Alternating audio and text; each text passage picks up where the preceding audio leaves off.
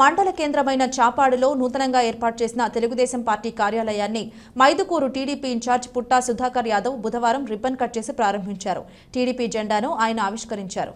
ఈ సందర్భంగా సుధాకర్ యాదవ్ మాట్లాడుతూ కార్యకర్తలందరూ పట్టుదలతో పనిచేయాలన్నారు. ప్రతి పోలింగ్ బూత్ లో మెజారిటీ ఓట్లు సంపాదించాలన్నారు.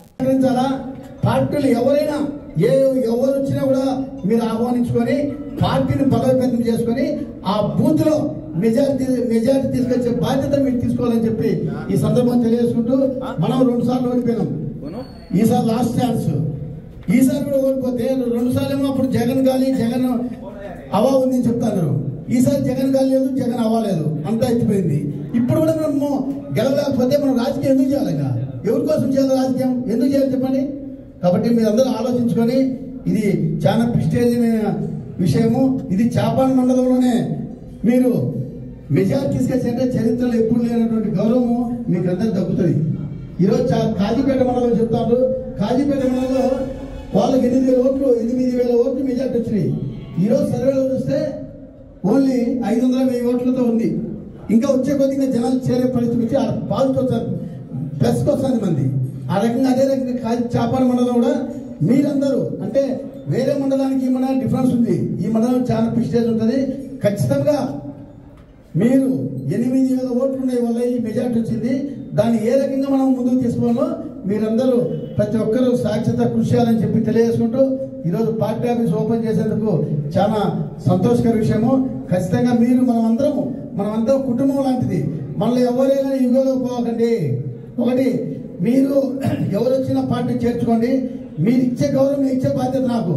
ఇంతకుముందు అంటే 2014లో నాకు కొత్తగా తెలియదు. 2019 వరకు రాజకీయం చేయకుండా బిజినెస్ మాది చేసిన.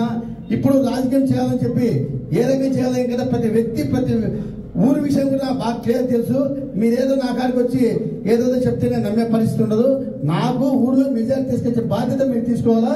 మీరేదో బాధ్యత తీసుకోకుండా నాకు అన్ని ఓట్లు వస్తాయి, ఇన్ని ఓట్లు వస్తాయి, నాకు నీకెందుకు సార్ మీరు ఎలక్షన్ అయిపోయాక చూసుకున్నావు, నా బూత్లో 200 ఓట్లు మెజారిటీ వస్తాయి అని చెప్తే నేను నమ్మే పరిస్థితి లేదు.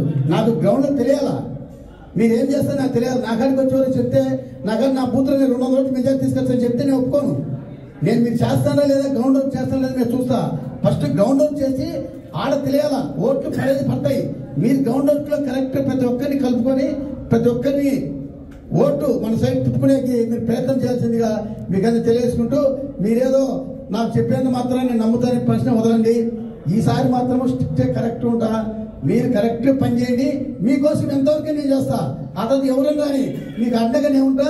మీకు ఏ సమస్య వచ్చినా తీసే బాధ్యత నేను తీసుకుంటా అని చెప్పి ఈ సందర్భంగా తెలియజేసుకుంటూ మీరందరూ కృషి చేయాలని ప్రతి ఒక్కరిని పార్టీలో ఆహ్వానించుకొని పార్టీని బలోపేతం చేయాలని చెప్పి మరీ మిమ్మల్ని కోరుకుంటూ సెలవు తీసుకుంటాను.